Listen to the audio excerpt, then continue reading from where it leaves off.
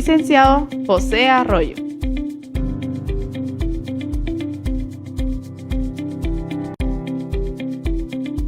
Ya viene. Ministerio Jesucristo, Rey y Señor, con el licenciado José Arroyo.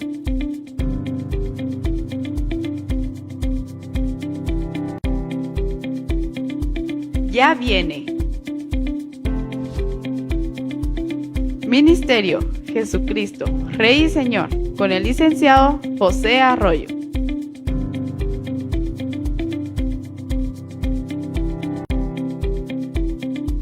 Ya viene. Ministerio Jesucristo, Rey y Señor, con el licenciado José Arroyo.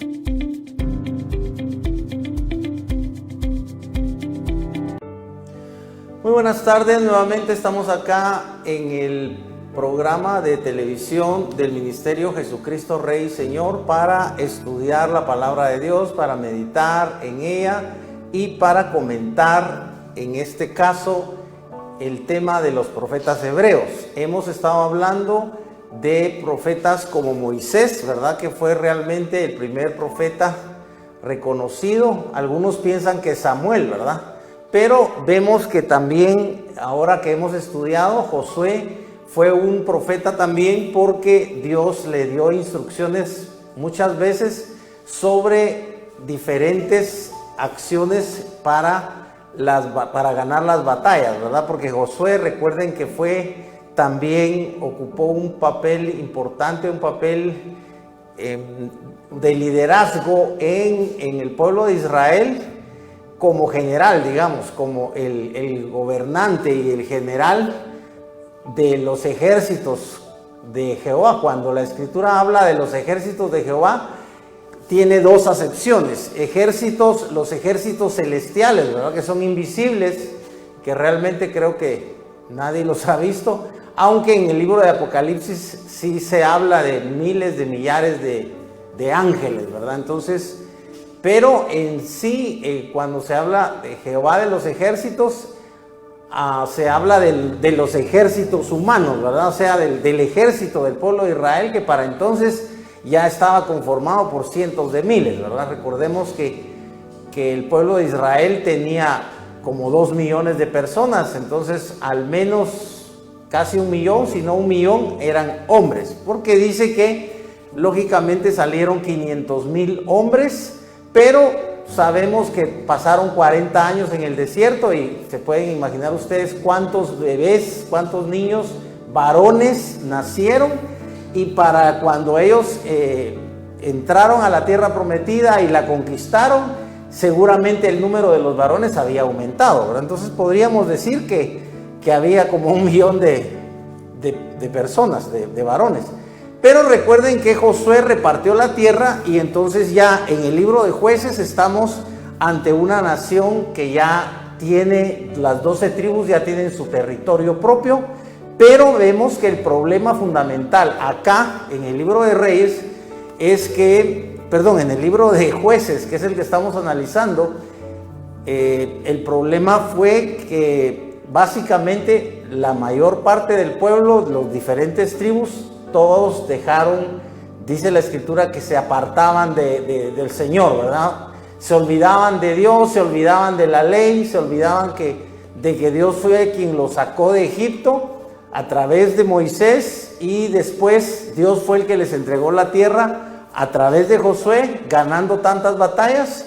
Incluso estamos en la parte donde ya Gedeón, recuerden ustedes que hemos estudiado a Gedeón, y también vimos que Gedeón es un personaje que sí tuvo cristofanías. Recuerden que la Escritura habla mucho del ángel de Jehová, y este personaje, este ángel de Jehová, es sin duda, no es un ángel de Jehová, o sea, no es uno de los millones de ángeles que tiene Dios, sino al decir el ángel de Jehová se refiere a una manifestación divina de Dios, una teofanía o una cristofanía, porque sabemos que ya en el Nuevo Testamento la Escritura nos revela que Cristo es realmente Dios Recuerden que en el Antiguo Testamento Dios habla de ser Él personalmente el Salvador.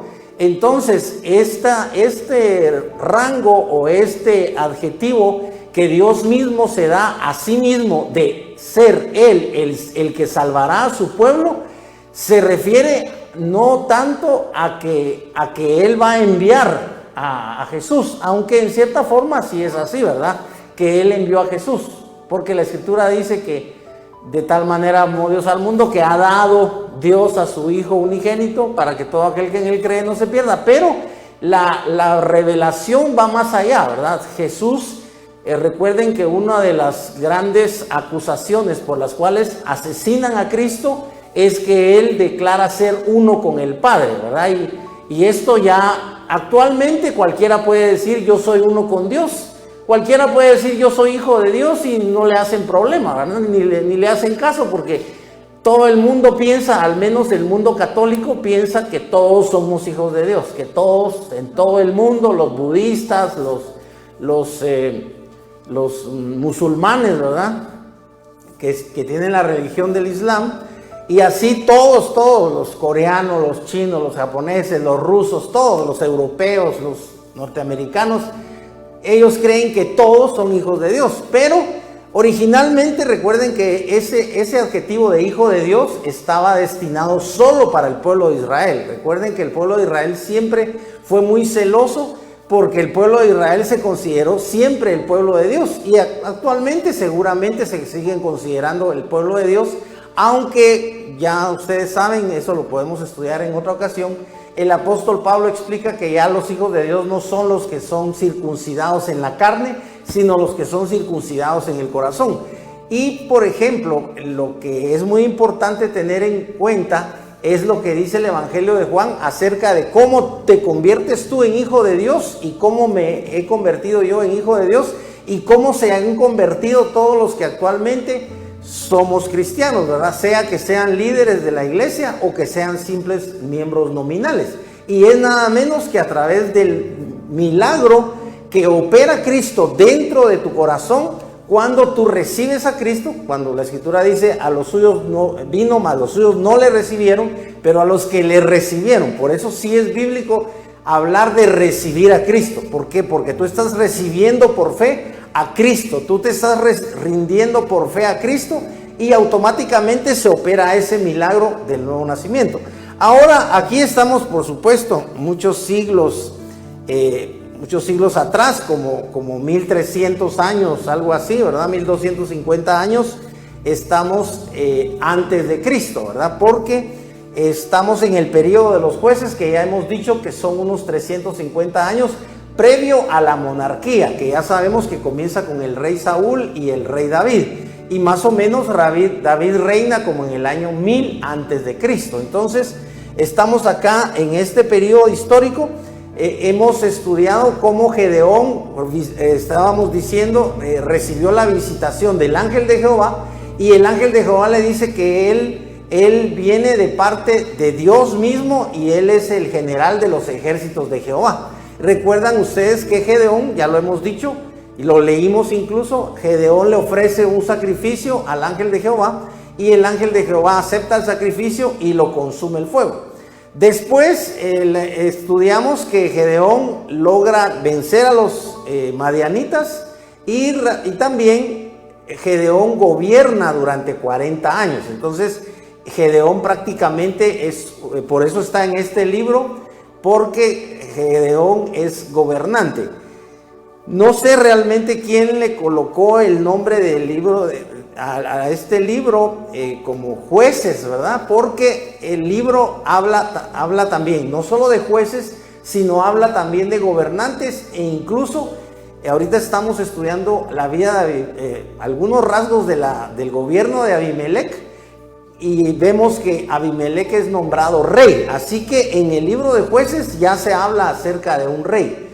Al menos Abimelech es nombrado rey de Siquem. Recuerden ustedes que Siquem es una ciudad que está al noreste, ¿verdad? Aquí para ustedes es acá.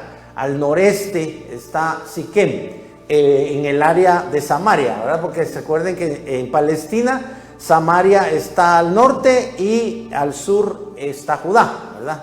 Entonces, por supuesto que ya saben que Abimelec fue el hijo número 71 de Gedeón, que también le habían puesto el sobrenombre de Jerobaal, porque él había contendido contra los Baales. Y recuerden que parte de las órdenes que le da Dios mismo, que le da el ángel de Jehová a Gedeón, es que destruya a los Baales, ¿verdad? Que ustedes ya saben que los Baales eran ídolos, entonces él tenía que destruir los ídolos, y de hecho los destruyó. Y como él peleó contra los ídolos, pero los ídolos son realmente como ídolos, son inanimados, o sea, no tienen realmente vida, entonces recuerden que iban a matar a Gedeón por haber destruido las imágenes. Y el propio papá de Gedeón les dice, y ustedes van a defender al Dios. Si es Dios, que se defienda él solo, ¿verdad? O sea, como quien dice, demuestren que ese Dios tiene poder y que ese Dios destruya o mate a mi hijo, ¿verdad? Pero ustedes no tienen por qué defender a un Dios si se supone que es Dios. Entonces él los convenció de que no tenían ellos por qué matar a Gedeón. Después Gedeón gobierna por 40 años, pero dice la escritura que tuvo muchas esposas, y con esas esposas engendró 70 hijos, más una concubina, de la cual nació Abimelec. Y recuerden que estábamos estudiando que Abimelec es tan terrible que él asesina sobre una misma piedra con la ayuda de los de Siquem. Dice que los de Siquem le dieron 70 monedas para que él contratara, digamos, hombres que lo respaldaran, como que un pequeño ejército, y con este ejército asesinó a 69 de sus hermanos, y solo quedó muy vivo uno.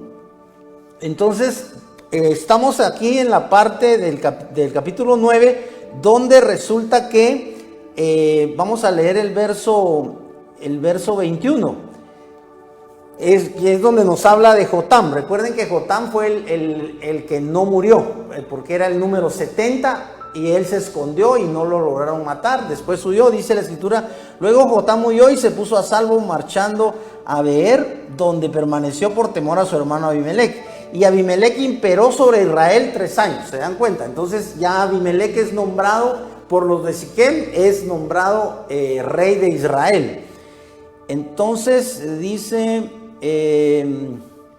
ahora vean lo interesante. Aquí hay una intervención de Dios que nos muestra cómo Dios no es indiferente. En este caso, porque hay casos en los que pareciera como que Dios solo es un espectador, ¿verdad? Pero en este caso sí la escritura dice que Dios interviene. Vean cómo dice: luego Elohim, o sea Dios, suscitó un espíritu maligno entre Abimelec y los señores de Siquem. Recuerden que los mismos señores de Siquem eran los que lo habían nombrado rey, ¿verdad? Porque le habían dado el dinero para asesinar a sus hermanos y lo habían nombrado rey. Sin embargo, Dios se encarga de que haya un conflicto entre ellos dos. Dice: suscitó un espíritu maligno entre Abimelec y los señores de Siquem, de modo que los señores de Siquem traicionaron a Abimelec. No es la primera vez que la escritura habla de un espíritu maligno que no viene del diablo, sino que viene de Dios. Lo que nos hace pensar en que Dios siempre, como Dios, siempre es el que tiene la autoridad sobre los espíritus. De hecho, hay una escritura que dice que Dios es Dios de los espíritus. O sea, porque Dios es espíritu y Dios le dio al hombre el espíritu. El espíritu humano es lo que te da a ti la vida. Realmente la vida no viene de la carne, del cuerpo. No es simplemente porque tu corazón bombea normalmente, y porque tu cerebro también funciona normalmente y todos los órganos de tu cuerpo. No es así. La vida, recuerden ustedes, que no es realmente biológica, aunque por supuesto dentro del vientre de la madre ya sabemos que hay un momento en el que las células que se han multiplicado a una velocidad increíble son las que han formado el corazón y han formado las venas, y de repente comienza el corazón a palpitar dentro del vientre de la madre, ¿verdad? Eso ya lo sabemos. Pero la vida, recuerden que la vida, la escritura dice que la vida es la luz de los hombres. ¿Por qué? Porque lo primero que Dios crea, recuerden ustedes, es la luz. Y también recuerden que Dios mismo es luz. Entonces, Dios es luz y Dios le da luz al hombre en cierto sentido espiritual cuando le da la vida. ¿Por qué? Porque la vida es un don de Dios. El hombre no está aquí como creen los ateos, por ejemplo, o los científicos. Ustedes saben que los científicos están empecinados en que la vida vino por un meteorito. Estaba viendo un video donde dice que uno de los meteoritos, muchos meteoritos fueron empujados por Júpiter, y entonces los meteoritos traían agua, como cristalizada, y los meteoritos cayeron en la Tierra en un momento en el que la Tierra supuestamente estaba en formación y la Tierra era una bola de lava. Y entonces cayeron los meteoritos y el agua iba adentro de los meteoritos, y entonces cayeron dentro de la Tierra, pero se fueron al fondo de la Tierra, y por eso es que ellos piensan que el agua surge del fondo de la Tierra. Pero después también dicen que hubo condiciones atmosféricas que generaron, porque los volcanes, parece ser, cuando hicieron erupción, volvieron a sacar esos meteoritos en el aire, y entonces se hizo polvo los meteoritos, y así fue como supuestamente se formó las primeras lluvias y empezó a llover, y esa lluvia es la que generó los mares. Y ustedes saben más o menos cómo explican los científicos que fue la formación de la naturaleza, ¿verdad? Cómo se enfrió el planeta y cómo surgió el agua, y con el agua surgió la vida, y del agua también surgen las plantas, y todo el milagro que la Escritura nos dice que fue obra de la boca de Dios. O sea, Dios dijo, sea la luz, y fue la luz, y Dios le formó al hombre y le sopló el espíritu, y el hombre vino a ser un ser viviente. Entonces estamos acá donde leemos que no es un espíritu maligno que sea enviado por Satanás, sino dice claramente que Dios lo envía. Dice luego Dios suscitó un espíritu maligno entre Abimelec y los señores de Siquem, de modo que los señores de Siquem traicionaron a Abimelec, devolviendo así la violencia hecha a los 70 hijos de Jerobaal, o sea de Gedeón, haciendo recaer su sangre sobre Abimelec su hermano, que los había asesinado, y sobre los señores de Siquem, quienes habían fortalecido las manos de aquel para que asesinara a sus hermanos. Entonces, a raíz de esta situación que estamos viendo, que Dios mismo pone en contra a los de Siquem contra Abimelec, se suscita la guerra, ¿verdad? Entonces vamos a ver, dice en el verso 22, estamos leyendo, vamos al 29, dice el 29, porque estábamos en el 22, perdón. El 29 dice: ojalá este pueblo estuviera en mi mano para derrocar a Abimelec. Diría a Abimelec, refuerza tu ejército y sal. Aquí está hablando, entonces Gaal, verso 28, ven, hijo de Ebed, dijo: ¿quién es Abimelec y quiénes son los siquemitas para que le sirvamos? ¿No es el hijo de Jerobaal y Zebul su lugarteniente? Servid a los descendientes de Amor, padre de Siquem, ¿por qué le hemos de servir nosotros? Entonces aquí está hablando Gaal. Gaal es el enemigo de Abimelec. Ojalá este pueblo estuviera en mi mano para derrocar a Abimelec. Diría a Abimelec, refuerza tu ejército y sal. O sea que aquí lo está como lo está retando, digamos, Gaal. Verso 30. Y al oír Zebul, gobernador de la ciudad, las palabras de Gaal, hijo de Ebed, se encendió su ira. Aquí vemos que también participa Zebul, pero en contra de Gaal, y envió secretamente emisarios a Abimelec diciendo: he aquí Gaal, ven, hijo de Ebed, y sus hermanos han venido a Siquem y están sublevando la ciudad contra ti, porque recuerden que Abimelec es el rey, ¿verdad? Verso 32, ahora pues ven de noche con la gente. Aquí le está dando incluso la estrategia, que está contigo y tiende una emboscada en el campo. Aquí está la emboscada de Abimelec. Está ahora en el verso 34, dice: Abimelec entonces con toda la gente que estaba con él se levantó de noche y tendió una emboscada contra Siquem en 4 escuadrones. O sea, ahora Abimelec, que es el rey que había sido nombrado por los de Siquem y gobernaba sobre Israel, resulta que el mismo Abimelec va contra los de Siquem, o sea, contra los que lo nombraron. Verso 35, entonces salió Gaal, hijo de Ebed, y se paró a la entrada de la puerta de la ciudad, en tanto que Abimelec y toda la gente que estaba con él salían de la emboscada.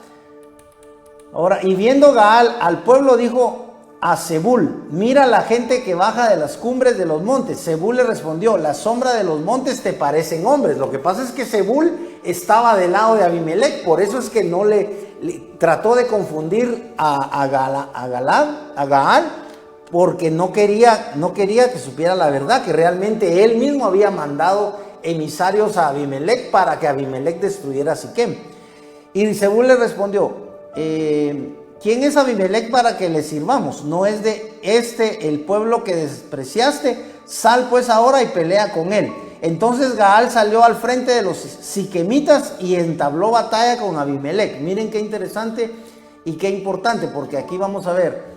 Y aconteció que el día siguiente el pueblo salió al campo y se lo comunicaron a Abimelec, quien tomó a su gente y la repartió en 3 escuadrones y tendió una emboscada en el campo. Cuando vio que el pueblo salía de la ciudad, salió contra ellos para atacarlos. Abimelec y el escuadrón que iba con él se desplegaron y se pararon a la entrada de la puerta de la ciudad, mientras los otros 2 escuadrones se lanzaron contra todos los que estaban en el campo y los derrotaron. Aquí está realmente la derrota de Abimelec. Combatió contra la ciudad todo aquel día y la conquistó, y mató a la gente que había en ella, arrasó la ciudad y la sembró de sal. Aquí estamos viendo la destrucción de Siquem de parte de Abimelec. O sea, no ganaron.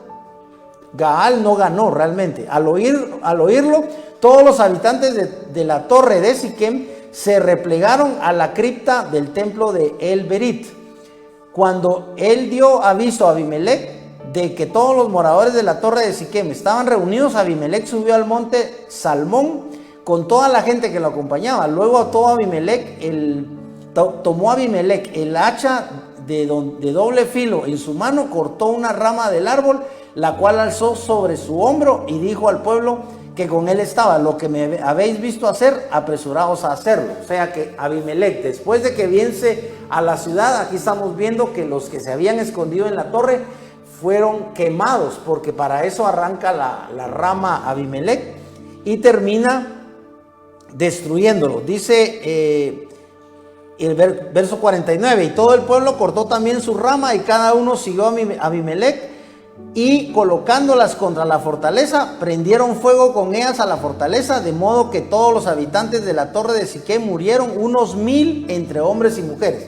O sea que en esta torre, me imagino que debió ser una torre alta y grande para que cupieran 1000 personas. Ahí estaban y los asesinaron. Ahora vean en el capítulo, siempre en el capítulo 9, pero ya en el verso 53, aquí vemos que al fin Abimelec, aunque había vencido, resulta que Abimelec es muerto. Verso 53. Dice entonces, verso 52: llegando Abimelec a la torre, la embestió y se acercó hasta su puerta para prenderle fuego. Entonces cierta mujer arrojó una piedra encima del molino sobre la cabeza de Abimelec y le partió el cráneo. ¿Se dan cuenta? O sea, este es la consumación del juicio de Dios, porque Abimelec había dado muerte a sus propios hermanastros. Recuerden que asesinó 69 personas, 69 varones. Entonces aquí está, verso 54. Él llamó apresuradamente a su joven escudero y le dijo: desenvaina tu espada y mátame, para que no se diga de mí, una mujer lo mató. Y el muchacho lo traspasó y murió. ¿Se dan cuenta? Aquí muere, realmente vemos que muere Abimelec en el verso 54. Ahora vamos al capítulo 10 y verso 1 y 2 para continuar con viendo si hay más jueces o más gobernantes, y quiénes de esos gobernantes realmente podemos decir que eran puestos por Dios, ¿verdad? Porque realmente vemos que en el caso de Abimelec, los de Siquem lo nombraron rey. Entonces podríamos decir que no es un rey puesto por Dios, porque para que él quedara de rey, estamos leyendo que él asesina a sus 69 hermanastros, ¿verdad? O sea, eso no puede ser definitivamente de parte de Dios no se impone la autoridad, sino que la autoridad que viene de parte de Dios es delegada. Y ustedes saben que esa autoridad comienza en la casa, en el hogar, comienza con el padre, que es el que tiene la autoridad, luego la madre y luego los hijos, entre los cuales el primogénito, al menos en el pueblo de Israel, recuerden que el primogénito era el que tenía más valor o más importancia, aunque todos los hijos son hijos y son hermanos entre sí, pero en el pueblo de Israel el primogénito era el que tenía la mayor parte de la herencia, ¿verdad? Ahora entramos aquí a otros personajes. Vamos a leer en el capítulo 10, verso 1 y 2. Después de Abimelech se levantó para librar a Israel Tola ben Púa, o sea, hijo de Púa, hijo de Dodo, varón de Isaacar, el cual habitó en Samir, en la serranía de Efraín. O sea, estamos hablando de otra de las tribus. Recuerden que la tribu de Efraín era otra tribu. Este juzgó a Israel durante 23 años, ¿se dan cuenta? O sea, aquí está declarando que este personaje juzgó a Israel durante 23 años y murió y fue sepultado en Samir. Tras él se levantó Jair Galaadita, o sea, de la tribu de Galad, el cual juzgó a Israel 22 años. Pero si se dan cuenta, solo está hablando de que ellos tenían un carácter de gobernantes, pero no les está atribuyendo ninguna función profética. Es muy importante porque estamos viendo quiénes de los jueces realmente eran profetas y quiénes no. Tuvo 30 hijos que cabalgaban en 30 asnos y poseían 30 vías en la tierra de Galaad, que hasta hoy se llama Abot Jair. Y murió Jair y fue sepultado en Camón. Pero los hijos de Israel volvieron a hacer lo malo ante los ojos de Yahvé y sirvieron a los Baales y a las Astarot. ¿Se dan cuenta? Aquí nos está explicando que no solo había una Astarot, sino las Astarot eran diosas. Seguramente, por supuesto, recuerden que ellos tenían la influencia de los caldeos, de los asirios y en este caso de los cananeos, ¿verdad? Entonces, todos los pueblos cananeos, dentro de los cananeos están, por ejemplo, los heveos, los fereceos y los jebuseos. Entonces hay diferentes tribus, pero todas estas culturas eran politeístas. Recuerden que tenían dioses y vemos aquí que tenían diosas. Y a esas diosas, digamos genéricamente, estamos viendo que les llamaban Astarot, las Astarot, a los dioses de Siria. Fíjense bien lo que les acabo de decir, o sea, esos eran dioses de Siria, a los dioses de Sidón, a los dioses de Moab, a los dioses de los hijos de Amón y a los dioses de los filisteos.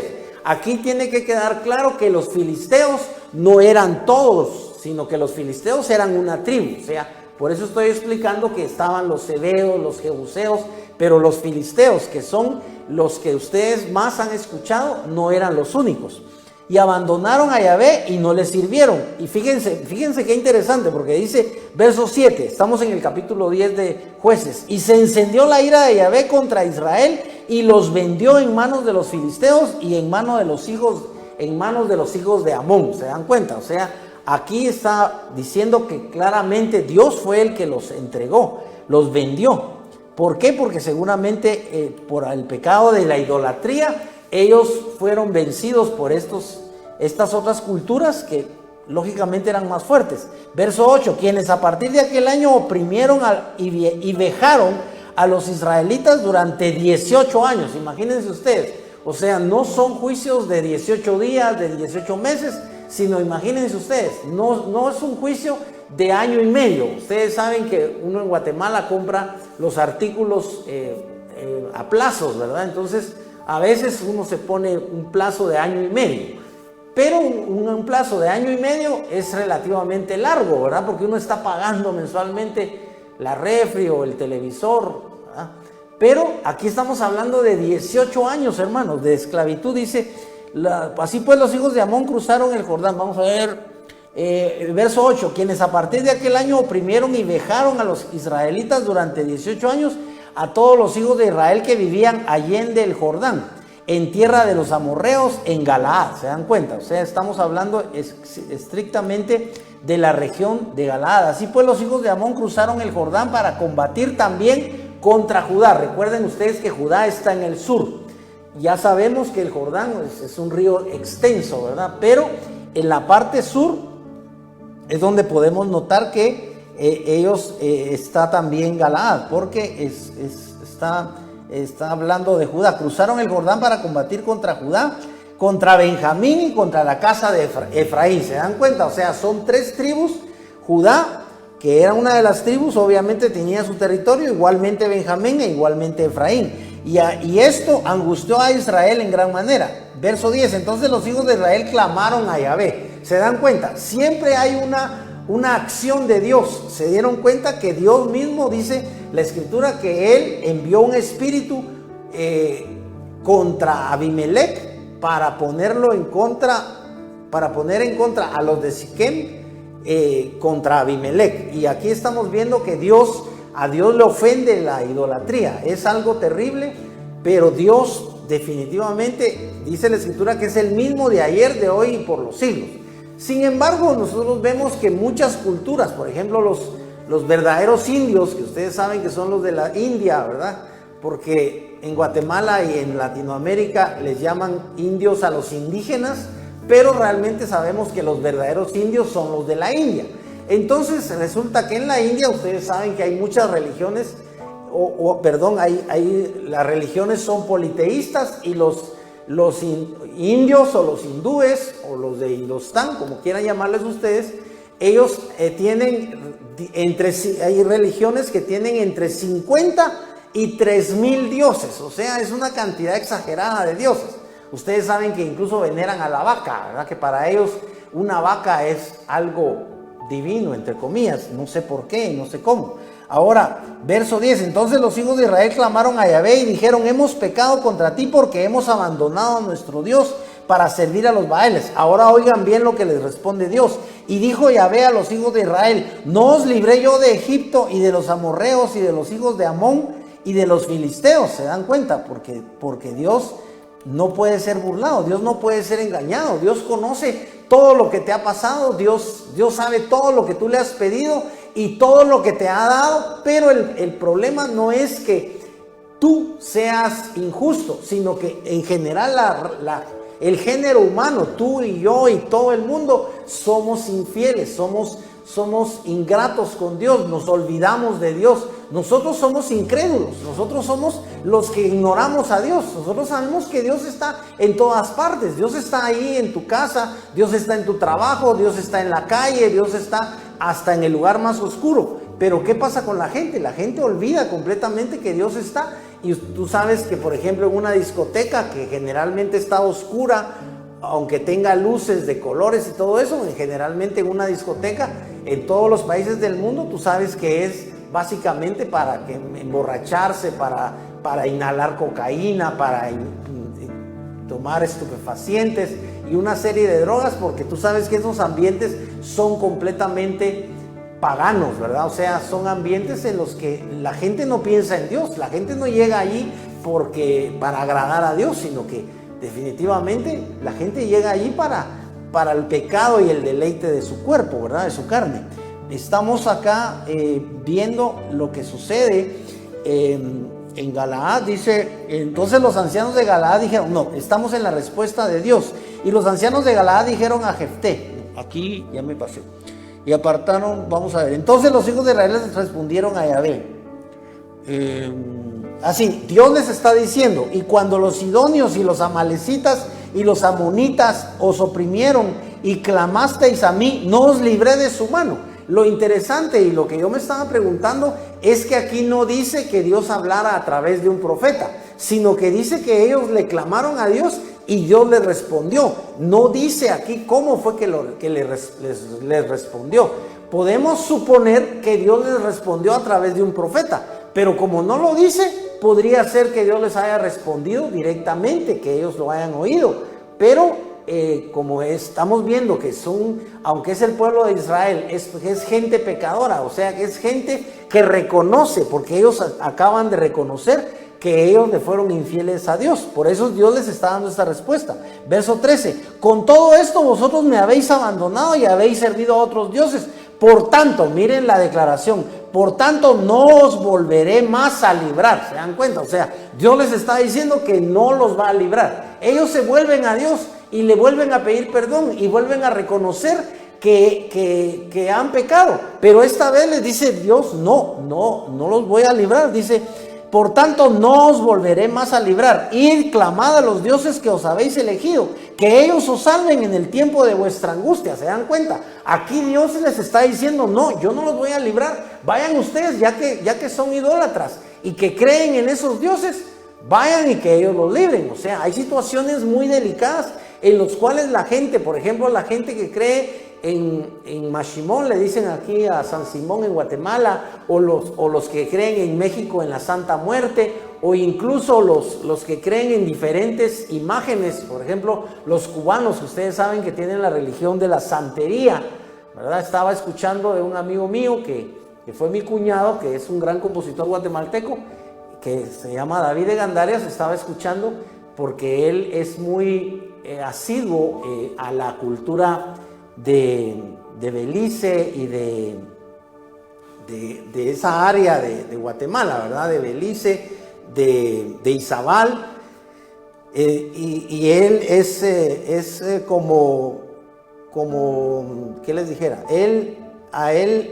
Como músico y como compositor, a él le gusta mucho la música garífona, ¿verdad? Y tiene él obras que ha compuesto, que ha sacado de la cultura musical garífona. Entonces, pero les decía esto porque él me cuenta que la religión de los garífonas en su mayoría es espiritual, dicen ellos, pero el problema es que es espiritual en virtud de que ellos creen en los muertos. Ellos creen que los muertos realmente no se han ido, se mueren los padres, los abuelos, se mueren los tíos, y ellos piensan que los espíritus están todavía entre ellos y ellos le rinden culto a los espíritus, y a eso le llaman ellos espiritual, ¿verdad? La Biblia no contempla eso. La Escritura dice claramente, está establecido que los hombres mueran una sola vez y después de esto el juicio.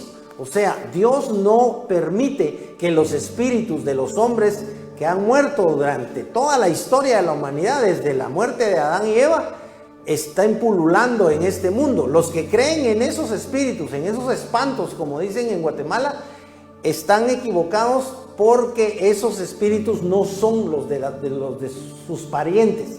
Esos espíritus probablemente sean demonios que toman la fisonomía de esa persona y los engañan. Pero la Escritura es clara, está establecido que los hombres mueran una sola vez y después de esto el juicio.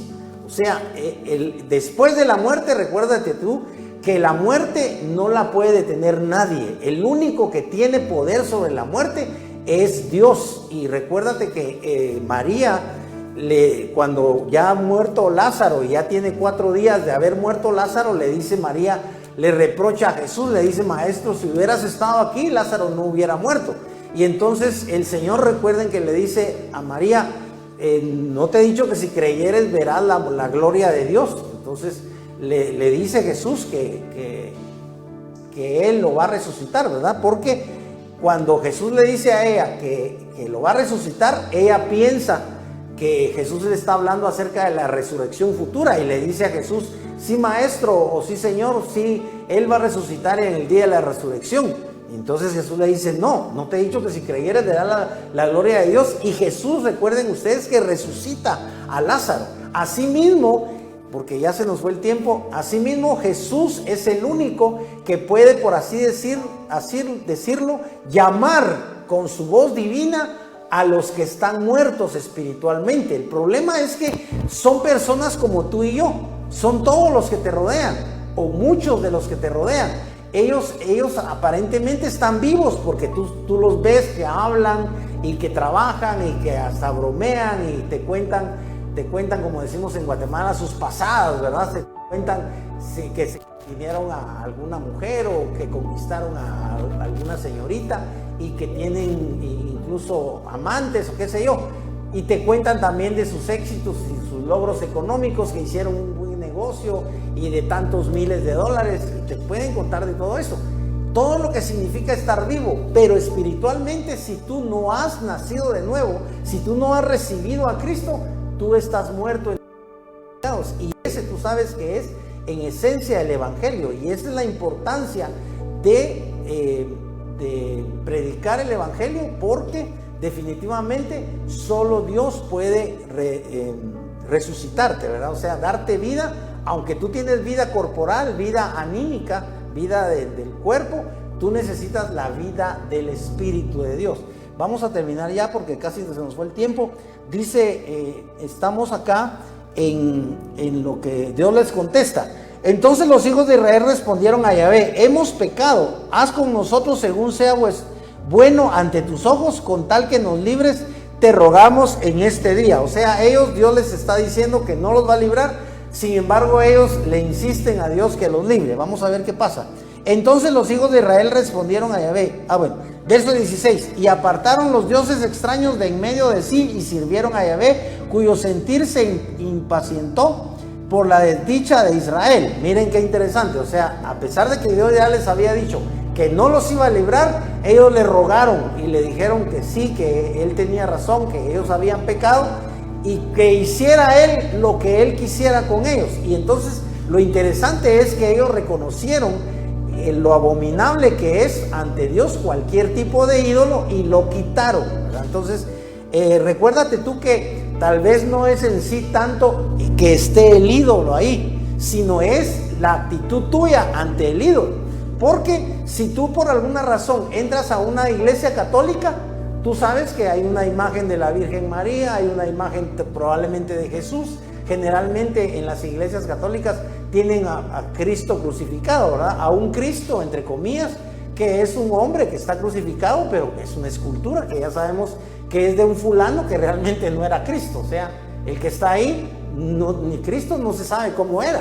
Hay tantos miles de retratos y esculturas, de tal vez millones de esculturas y retratos de Cristo, que nadie sabe cómo es Cristo realmente, las características de su rostro. Sobre todo que recuerda que fue desfigurado a raíz de la muerte en la cruz. Cristo fue desfigurado porque recuerda que lo golpearon con una vara, lo golpearon, le arrancaron la barba. Entonces tú sabes todo lo que hizo sobre su cuerpo, los azotes, ¿verdad? Que fue terrible. Entonces ya estamos por terminar. Dice, entre tanto los hijos de Amón se habían reunido y habían acampado en Galaad. Asimismo los hijos de Israel se reunieron y acamparon en Mizpa. Y decían los principales del pueblo de Galaad, miren qué interesante, cada cual a su prójimo: ¿quién será el hombre que inicie la lucha contra los hijos de Amón? Él se convertirá en caudillo de los habitantes de Galaad. Capítulo 11.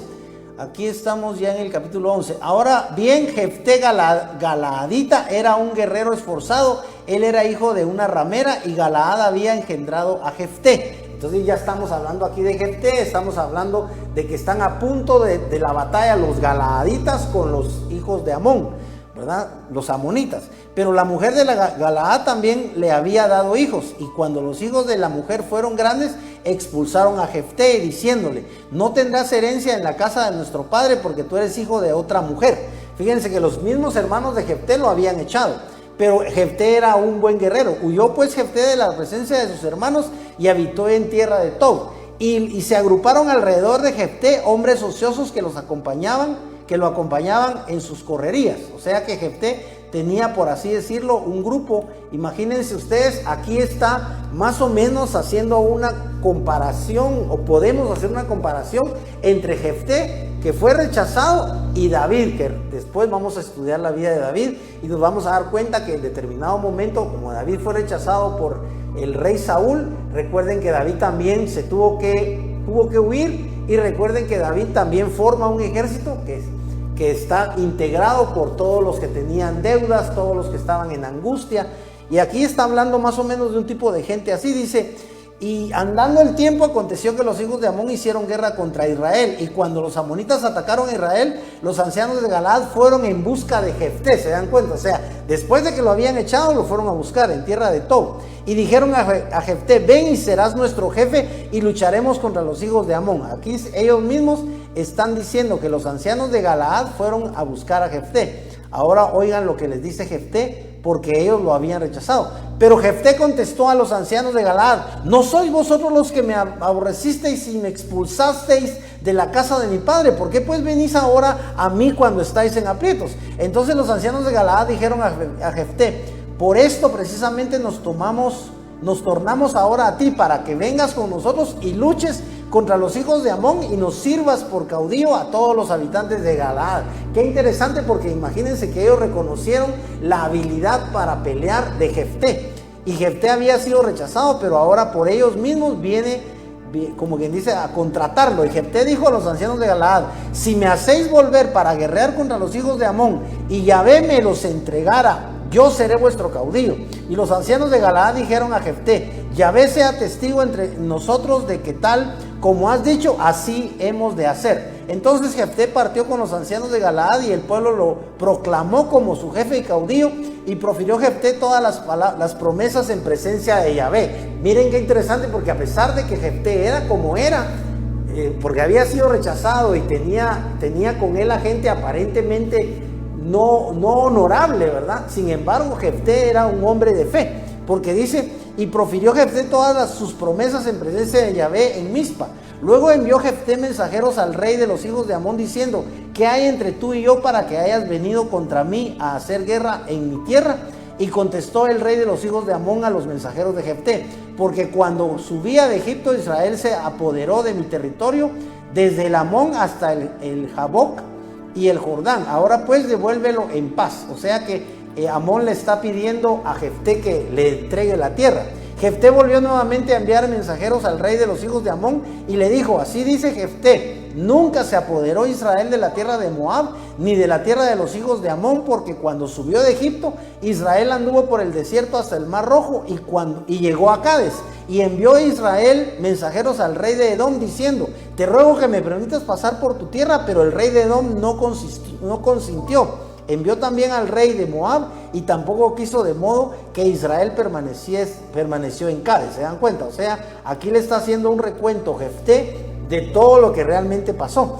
Israel envió mensajeros al rey de Edom diciendo: te ruego que me permitas pasar. Dice: después anduvo en el desierto y rodeó la tierra de Edom y la tierra de Moab. ¿Se dan cuenta? Él está haciendo ver que Amón está equivocado. Y llegó por el lado oriental de la tierra de Moab y acampó al otro lado de Arnón. Pero no entraron por el territorio de Moab, porque el Arnón era el límite de Moab. Entonces Israel envió mensajeros a Sehón, rey del amorreo, rey de Hesbón, para decirle: te ruego que nos permitas pasar por tu tierra hasta mi lugar. Eso era en la época en la que ellos estaban atravesando para llegar a Canaán.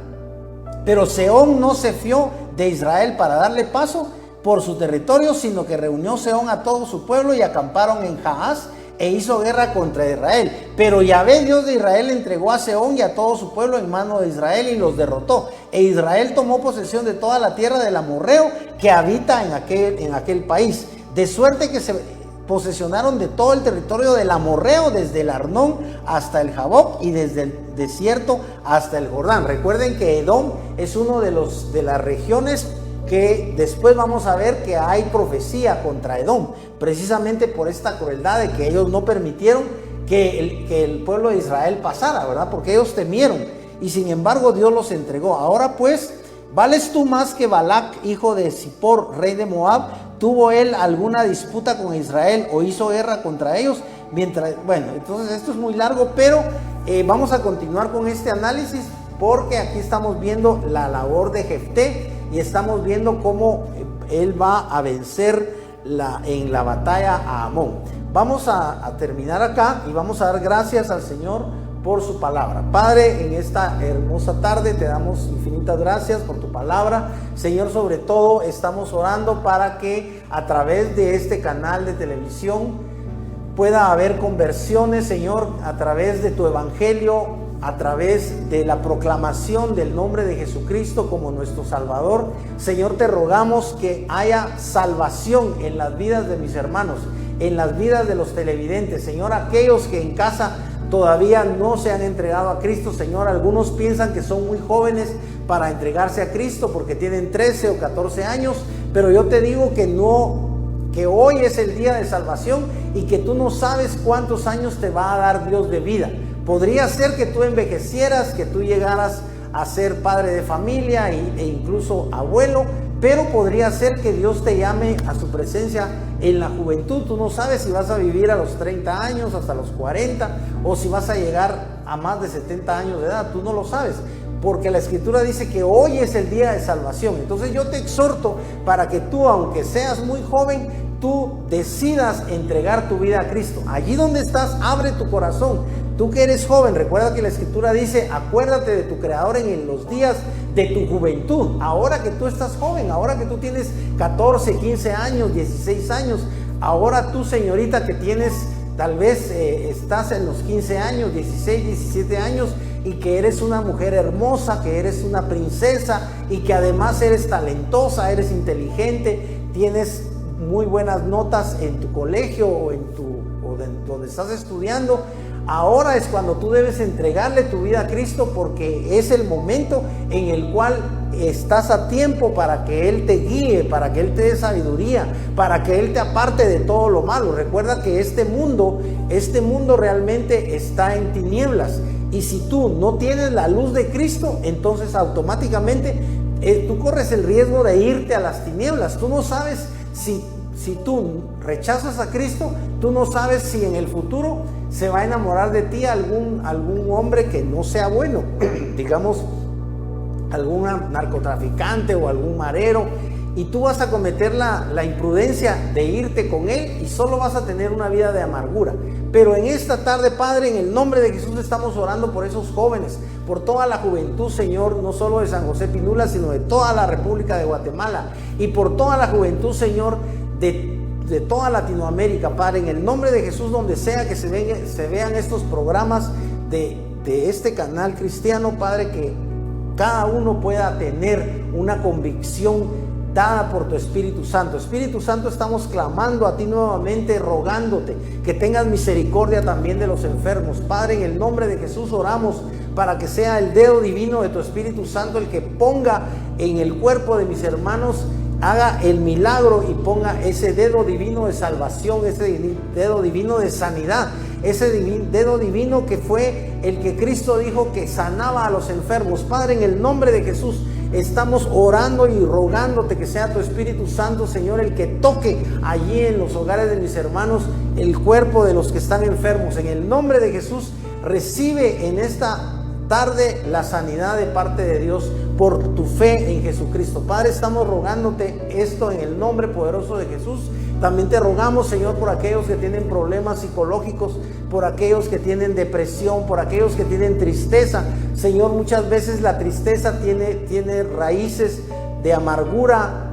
Muchas veces hay razones por las cuales mis hermanos pueden estar tristes, Señor. Puede ser por algún divorcio, puede ser porque los hijos han tenido que sufrir el divorcio de sus padres, pero estamos orando, Señor, en esta tarde para que tu Espíritu Santo consuele los corazones de mis hermanos, que también tu Espíritu Santo, Señor, obre en la mente y en el cuerpo de mis hermanos para superar todo problema psicológico. Padre, todo lo pedimos en el nombre poderoso de Jesucristo y te damos gracias. Amén y amén.